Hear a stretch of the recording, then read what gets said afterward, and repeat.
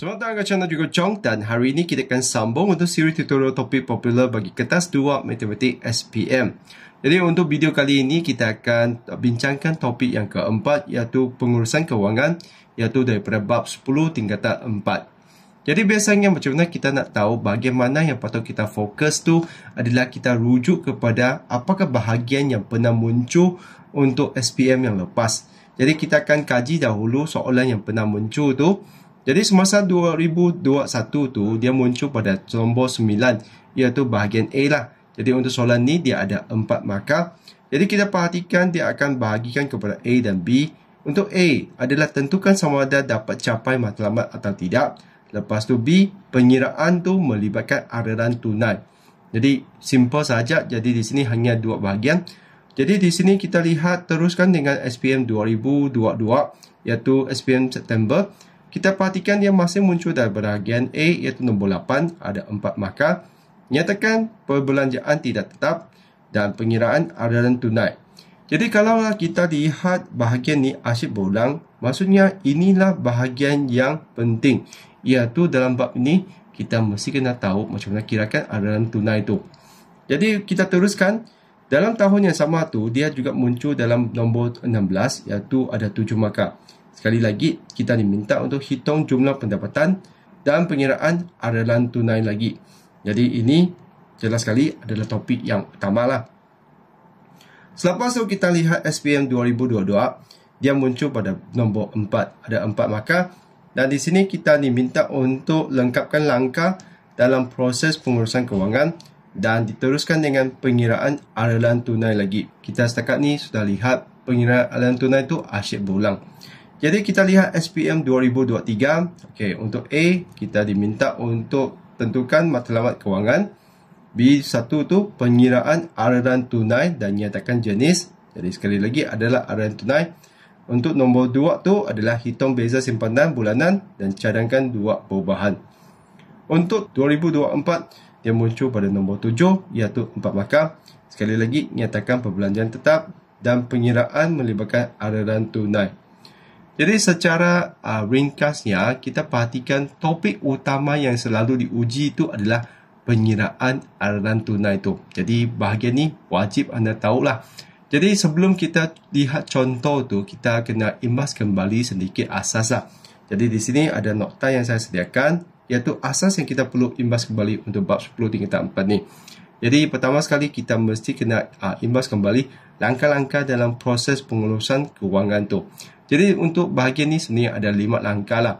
Dan sebenarnya kita punya pengiraan aliran tunai dengan matlamat semua tu sebenarnya adalah pecah daripada 5 langkah inilah. Jadi langkah pertama ni adalah menetapkan matlamat kewangan. Nanti saya akan bincang secara terperinci lah. Lepas tu kedua tu menilai kedudukan kewangan. Ketiga tu mewujudkan pelan kewangan. Nombor 4 tu melaksanakan pelan kewangan. Dan nombor 5 tu kaji semula dan menyemak kemajuan. Daripada 5 langkah ini, kita akan lihat secara terperinci untuk setiap satu. Jadi pertama sekali, menetapkan matlamat kewangan tu terbahagikan kepada 2 bahagian, iaitu ada jangka panjang dan jangka pendek. Jadi jangka panjang tu biasanya adalah lebih daripada 5 tahun lah, yang melibatkan jumlah persediaan yang lebih banyak. Contohnya yuran pengajian bagi anak, atau yuran persaraan bagi sendiri, atau untuk beli rumah, untuk kahwin dan sebagainya. Untuk jangka pendek tu biasanya adalah matlamat kewangan dalam masa setahun lah. Contohnya pembelian yang melibatkan beberapa ratus atau beberapa ribu. Contohnya pembelian telefon, pembelian komputer riba, mau melancong yang melibatkan amount tu beberapa ratus sampai beberapa ribu. Jadi begitulah macam mana kita bezakan jangka tu. Dan dalam langkah ini, kita sebenarnya ada konsep SMART tu untuk membantu kita menetapkan matlamat tu. Jadi untuk konsep SMART tu, S tu adalah spesifik, iaitu khusus. M tu adalah measurable, boleh diukur. A itu adalah boleh dicapai ke tidak. R itu realistik ke tidak. Dan T itu tempoh masa. Jadi secara umumnya, kita kena tahulah macam mana untuk kita huraikan 5 ni. Seterusnya untuk yang kedua tu sebenarnya dalam bahagian kedua tu menilai kedudukan sendiri tu bahagian tu saya tak nampak banyak sangat benda yang kena bincangkan. Dan saya akan pergi terus kepada nombor 3, mewujudkan pelan kewangan. Dari dalam langkah inilah yang kita akan mula kirakan aliran tunai itu. Dan sebelum kita kirakan aliran tunai itu, kita kena tahu sebenarnya aliran tunai itu ada dua bahagian utama, iaitu pendapatan dengan perbelanjaan. Jadi pendapatan kita ni sebenarnya terbahagikan kepada dua jenis, iaitu aktif. Jadi aktif tu biasanya adalah pekerjaan kita lah, iaitu kita menggaji bulanan. Lepas tu yang pasif tu adalah sesuatu yang kita boleh buat daripada pelaburan yang kita tak payah usahakan tapi duit tu akan datang, iaitu contohnya sewa rumah, faedah untuk simpanan kita, atau dividen yang kita terima daripada kita punya pelaburan saham tu. Jadi jumlah pendapatan tu akan tambahkan dua-dua ni lah, iaitu yang aktif dengan yang pasif tu. Lepas tu perbelanjaan pula adalah yang terbahagikan kepada tetap dan tidak tetap. Yang tetap ni biasanya untuk bab 10 tingkatan 4 tu, yang tetap ni hanya ada 3 jenis, iaitu pinjaman rumah, pinjaman kereta, dan yang ketiga tu adalah insurans. Jadi 3 ini anda mesti kena bayar. Kalau tidak bayar, ada sesuatu yang buruk berlakulah. Contohnya kalau you punya insurans pinjaman rumah tidak bayar, rumah akan ditarik balik dan dilelong. Kereta pun sama juga, kalau you tak bayar akan ditarik balik. Dan untuk insurans, kalau you tak bayar, insurans anda akan tidak dapat pakai lagi lah. Jadi itulah yang tetap, yang mesti dibayar. Jadi yang tak tetap tu contohnya ikut gaya hidup lah. Contohnya petrol, utility, barang dapur, taska anak dan sebagainya. Jadi kalaulah kita diminta untuk cadangkan perubahan, biasanya kita akan kurangkan perbelanjaan tak tetap lah. Sebab yang tak tetap ni yang kita boleh kurangkan. Sebab setiap bulan tu dia boleh berubah-ubah dan ikut gaya hidup kita. Jadi kalau kita nak buat perubahan dan jimat tu, kita akan jimat bahagian perbelanjaan tak tetap. Okey, jadi kita lihat pula aliran tunai tu. Aliran tunai sama dengan jumlah pendapatan tolak jumlah perbelanjaan. Lepas tu, kita punya jenis aliran tunai tu sebenarnya ada 2 jenis lah. Jadi macam mana kita nak lihat suatu matlamat tu boleh dicapai ke tidak, kita akan lihat kiraan aliran tunai tu.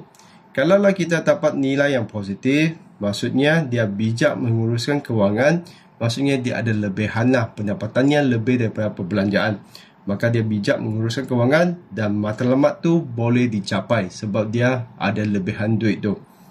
Kalaulah negatif, kita akan katakannya tidak bijak menguruskan kewangan lah, dan matlamat tu tidak boleh dicapai. Dan kita perlu buat penambahbaikan, dan penambahbaikan yang kita boleh buat tu adalah sama ada dia tingkatkan pendapatan tu atau dia kurangkan perbelanjaan tak tetap. Untuk perbelanjaan tetap tu dia tak boleh kurangkan, sebab contohnya ansuran rumah tu anda tak boleh kurang bayar tu. Kalau kurang bayar memang bank tidak benarkan lah. Atau anda punya insurans tu anda pun tak boleh kurang bayar sebab memangnya tetap sudah. Jadi anda hanya boleh kurangkan bahagian perbelanjaan yang tak tetap. Jadi seterusnya kita lihat nombor 4, melaksanakan pelan kewangan. Jadi apabila kita ada melaksanakan tu, kita akan lihat ada jadual pelan kewangan tu. Jadi kita wajib tahu macam mana untuk lengkapkan sesuatu jadual tu. Jadi untuk makluman semua, setakat ni kita belum nampak lagi kita diminta untuk lengkapkan jadual tu lah. Jadi anda kena bersedialah sekiranya ada soalan yang lengkapkan jadual pelan kewangan tu. Jadi macam mana kita merupa pelan kewangan tu akan bermula daripada atas sekali adalah pendapatan kita. Jadi di sini ini ada contoh yang saya ambil daripada buku teks lah. Jadi kita ada gaji suami isteri ni, suami Aminah dengan Aminah. Jadi ini adalah pendapatan. Jadi jumlah pendapatan tu 6,500. Lepas tu dia akan tolak simpanan tetap bulanan. Jadi biasanya dia akan letakkan 10% lah. Jadi dia akan tolakkan 650 dan juga tolak simpanan untuk kecemasan. Jadi tolak lagi. Jadi tinggal 5,750. Jadi lepas tu dia akan mula dengan perbelanjaan tetap bulanan. Jadi perhatikan yang perbelanjaan tetap tu memang pinjaman rumah, ansuran kereta, lepas tu dengan premium insurans. Jadi biasanya memang 3 ini saja yang tetap untuk bab 10 tingkatan 4 ni. Selepas tu kita akan jumlahkan kita punya perbelanjaan tetap bulanan iaitu 2,500. Jadi yang ni adalah jumlahkan 3 ni lah, dapat 2,500. Lepas tu kita juga kena tolakkan dengan jumlah pembelanjaan tidak tetap bulanan. Contohnya taska anak, keperluan anak-anak, utility rumah tu maksudnya bil elektrik, bil air, belanja petrol, bayaran tol, bayaran dapur, pemberian kepada ibu bapa. Semua ini adalah yang tidak tetap. Maksudnya boleh ubahlah. Lepas tu kita punya jumlah pembelanjaan tidak tetap tu adalah ni. Dan kita akan tolakkan pendapatan, tolak pembelanjaan tetap, tolak dengan pembelanjaan tidak tetap, dapat nilai akhirnya. Jadi kita akan lihat nilai akhir ini adakah positif atau negatif. Kalau positif, maksudnya dia bijak menguruskan kewangan lah. Kalau negatif, maksudnya dia tidak bijak menguruskan kewangan. Jadi begitulah untuk apa yang kita perlu imbas kembali. Jadi kita perhatikan soalan yang pertama ni. Contoh soalan ni adalah Abeng bekerja sebagai seorang guru di sebuah sekolah. Pendapatan dan perbelanjaan bulanannya masing-masing ialah RM5,006 dan RM3,002. Dia merancang untuk melancong ke China yang memerlukan bajet sebanyak RM8,000 dalam tempoh 4 bulan. Adakah Abeng dapat mencapai matlamatnya? Jelaskan. Jadi di sini, pertama sekali kita kena kirakan dahulu arahan tunainya dahulu. Jadi arahan tunai itu adalah pendapatan tolak dengan perbelanjaan.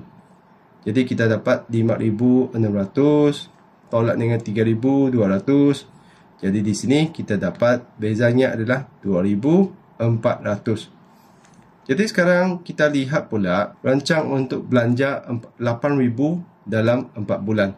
Jadi kita lihat RM8,000 ni bahagi dengan 4, kita dapat RM2,000. Jadi dia perlu simpan RM2,000 untuk 4 bulan baru dah dapat RM8,000. Jadi kita perhatikan kita memang ada lebihan lah. Maksudnya kita punya arahan tunai itu memang lebih daripada apa yang patut dia simpan. Jadi anda boleh katakan Abeng dapat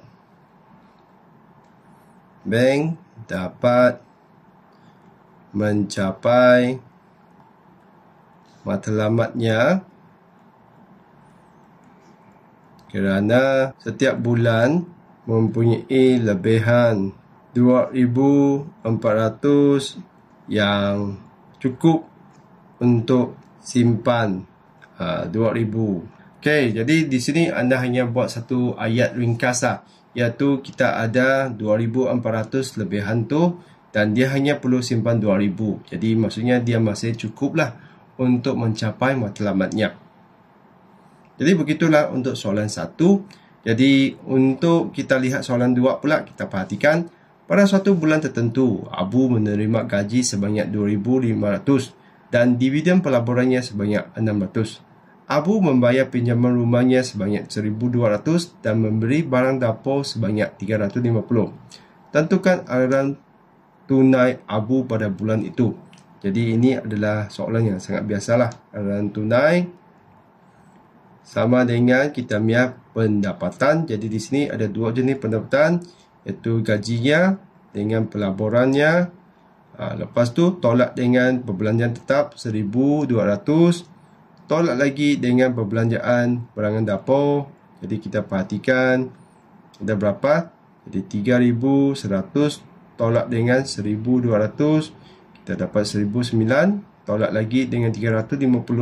Kita dapat ni adalah RM1,550. Jadi kita dapat arahan tunai positif lah, iaitu baguslah untuk Abu ni. Jadi kita tuliskanlah arahan tunai positif. Okay, sebanyak RM. Okay, kalau yang positif tu maksudnya adalah yang baik. Jadi kalau negatif lah, baru tidak baik lah. Jadi begitulah untuk soalan 2. Sekarang kita lihat soalan 3. Jadi di sini saya sediakan satu jadual lah. Soalan ni saya edit daripada tahun 2023. Jadi kita perhatikan jadual berikut menunjukkan pelan kewangan bulan Ali. Jadi di sini kita lihat pendapatan aktifnya RM3,225. Pendapatan pasifnya RM400. Lepas tu dia ada perbelanjaan tetap bulanan, iaitu ansuran pinjaman rumah RM800, ansuran pinjaman kereta RM700 dan insurans RM300. Untuk perbelanjaan tidak tetap bulanannya ada bil telefon RM100, makan dan minum tu RM600, petrol tu RM400 dan bil utilitinya RM200. Berdasarkan jadual di atas, tentukan aliran tunai Encik Ali dan nyatakan jenis aliran tunai itu. Jadi aliran tunai kita tu memang adalah pendapatan tolak dengan perbelanjaan. Jadi pendapatan di sini kita tambahkan, kita ada 3,225 tambah dengan 400. Lepas tu kita akan tolak dengan semua perbelanjaan tu, bermula daripada perbelanjaan tetap, rumah 800, kereta 700, insurans adalah 300. Okay, lepas tu tolak lagi dengan bil telefon, tolak dengan makan minum, tolak dengan petrol, tolak dengan bil utility. Okay, lepas tu kita tekan kalkulator sajalah. Okay, jadi aliran tunai di sini kita dapat 3,225 tambah 400, tolak dengan 800, tolak dengan 700, tolak lagi dengan 300, tolak lagi 100, tolak lagi 600, tolak 400, tolak 200. Jadi kita dapat ni adalah 525, dan jenis di sini memangnya adalah aliran tunai positif lah, iaitu sesuatu penanda yang baik. Jadi pastikan anda ada aliran tunai yang positif, barulah anda dapat capai matlamat tu. Jadi kita perhatikan sambungan tu, Encik Ali lancang untuk melanjutkan pelajarannya dalam masa setahun. Dia perlu menyediakan 7,200 untuk yuran pelajarannya. Hitung beza antara simpanan bulanan yang diperlukan untuk mencapai matlamatnya dengan aliran tunai di satu. Jadi di sini kita perhatikan 7,200 ni dalam masa setahun, iaitu 12 bulan. Jadi kalau kita bahagikan, kita ada 600 untuk sebulan tu. Jadi dia perlu simpan 600. Jadi di sini bezanya adalah apa? Bezanya adalah 600 tolak dengan 525. Jadi kita pasti perlu 75. Jadi kita kena nyatakan, okey, Ali masih perlu simpan RM75 untuk mencapai matlamatnya. Jadi sebenarnya ada kiraan lah, kita hanya lihat sebulan tu perlu simpan berapa dan kita lihat bezanya. Jadi di sini kita dapati dia masih kurang 75 lah. Jadi kita perhatikan sambungan soalan tu. Seterusnya cadangkan dua perubahan yang Ali perlu lakukan pada pelan kewangannya untuk mencapai matlamat kewangannya. Jadi ingat seperti apa yang saya cakap tadi, dia boleh ada dua lah, sama ada dia tingkatkan pendapatannya atau kurangkan bahagian perbelanjaan tak tetap tu. Jadi di sini kita boleh cadangkan, lihat mana bahagian yang lebih banyak tu, iaitu makan dan minum 600 dengan petrol 400 tu. Jadi di sini kita boleh cadangkan lah. Kita boleh cadangkan Ali boleh kurangkan perbelanjaan tak tetap seperti makan dan minum dengan sediakan makanan sendiri. Lepas tu selain itu Ali boleh jimatkan petrol dengan gunakan pengangkutan awam. Jadi begitulah kita punya cadangan lah. Asal dia masuk akal, dapat diterima. Jadi bahagian ni anda pastikan anda cadangkan bahagian perbelanjaan tak tetap sajalah. Untuk perbelanjaan tetap tu memang dia tak dapat kurangkan lagi. Contohnya rumah, kereta tu memang tak boleh ubah lah. Atau insurans tu tak boleh ubah. Jadi yang dapat ubah, yang dapat jimat tu adalah bahagian perbelanjaan tak tetap. Jadi begitu saja untuk perkongsian kali ini, iaitu kita lihat apakah bahagian yang penting untuk bab 10 tingkatan 4, iaitu kita dapati yang paling utama tu adalah penyeraan aliran tunai lah. Jadi saya harap video ni dapat membantu semua untuk buat persediaan terhadap SPM anda lah. Jadi ingat, selepas anda faham, carilah banyak latihan untuk kukuhkan persediaan anda. Jadi begitu saja perkongsian kali ini. Sekian, terima kasih. Kita jumpa lagi.